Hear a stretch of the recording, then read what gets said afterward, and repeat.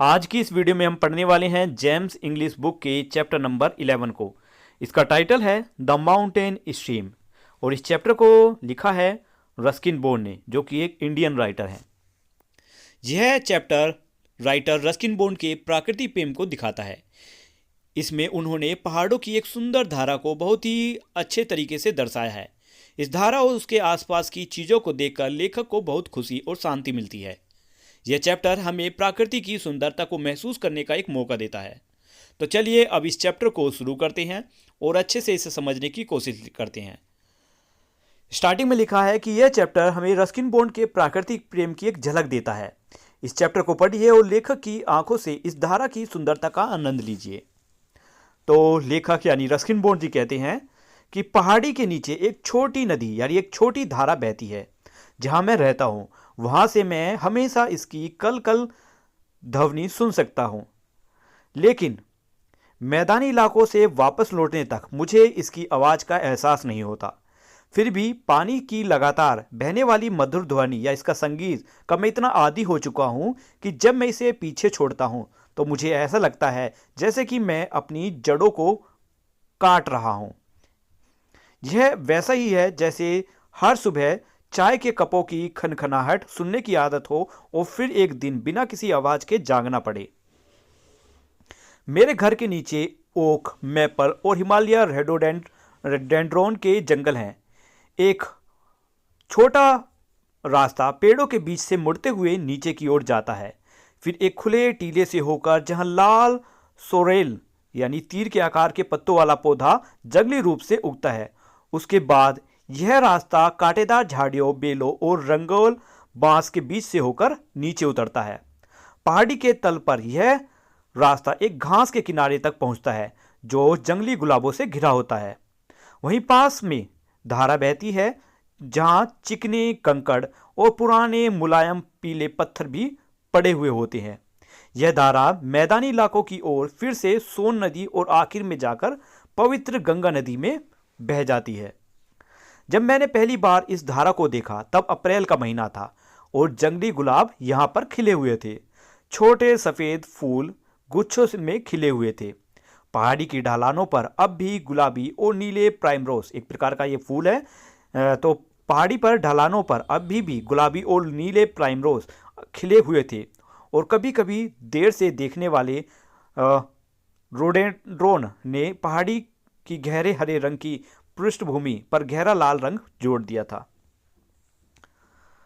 एक फोकटेल जो हिमालय की धाराओं का एक पक्षी है, उन शुरुआती दिनों में अक्सर दिखाई देता था। यह चट्टानों पर बड़े फुर्तीले और हल्के कदमों से चलता था, लगातार अपनी पूंछ हिलाता रहता था। मुझे और उसे दोनों को बहते पानी में खड़ा रहना बहुत पसंद था। यहाँ बात कर रहे हैं फोकटेल की और अपनी राइटर। तो राइटर कह रही हैं कि मुझे और उस फोकटेल को दोनों को बहते पानी में खड़े रहना बहुत पसंद था। एक बार जब मैं धारा में खड़ा था तो मैंने एक सांप को तैरते हुए देखा। यह पतला भूरा सांप सुंदर और अकेला था। पानी में तैरता हुआ सांप सच में एक अद्भुत दृश्य होता है। मई और जून के महीने में जब पहाड़ियां सूखी और भूरे रंग की होती थी, धारा के पास ठंडक और हरियाली बनी रहती थी। वहां फर्न, मेडनहेयर और लंबी घासें अभी भी हरी भरी हैं। धारा के नीचे मुझे एक छोटा तालाब मिला जहां मैं नहा सकता था, अपना स्नान कर सकता था, और एक गुफा मिली जहां छत से पानी टपकता रहता था। सूरज की किरणें जो गुफा की दरारों से आ जा रही थी उसे पानी को सोने और चांदी जैसे चमका देती थी। मतलब उस सूरज की रोशनी जब गुफा की दरारों से आ रही थी तो वह पानी पर पड़ने पर पानी बिल्कुल सोने और चांदी जैसे चमकने लगता था। वहां बहुत कम लोग आते थे। कभी कभी कोई दूध वाला या कोयला जलाने वाला उस धारा को पार करता था। मतलब कभी कभी दूध वाले आ जाते थे तो कभी कोयले वाले यही उस धारा को पार करते थे गांव की ओर जाते हुए। लेकिन पास में ही पहाड़ी स्टेशन की गर्मियों में जो पर्यटक हैं यानी जो दर्शक हैं वो यहाँ आते थे इस जंगल और हरे भरे स्वर्ग तक, लेकिन वो नहीं पहुंच पाते, उन्हें इसके बारे में नहीं पता था। इसके बाद लंगूर जिनके फर सफ़ेद और सिल्वर ग्रे रंग के होते हैं, काले चेहरे और लंबी लहराती पूंछों के साथ इस जगह को खोज चुके थे। लेकिन वे पेड़ों और धूप से भरी ढलानों तक ही सीमित रहे थे। मतलब वो पास में इस झरने के पास में या इस धारा के पास में नहीं आते थे।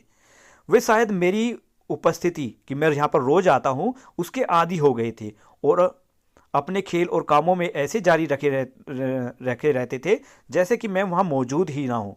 मतलब मैं जब भी आता था तो वो फिर भी अपने कामों में लगे रहते थे। मेरे आने से उन्हें कोई फ़र्क नहीं पड़ता था। वे साफ सुथरे और शिष्ट थे, मतलब ज़्यादा परेशान नहीं करते थे। मैदानी इलाकों में लाल बंदरों की तुलना में ये बहुत ज़्यादा अच्छे जानवर थे। बरसात के मौसम में धारा एक तेज बहती नदी बन जाती थी। झाड़ियों और छोटे पेड़ बह जाते थे और पानी की मधुर ध्वनि एक डरावनी गड़गड़ाहट में बदल जाती थी। मैं वहां अक्सर नहीं जाता था क्योंकि घास में जोंक, जो एक प्रकार का कीड़ा होता है, वो देखने को मिलते थे।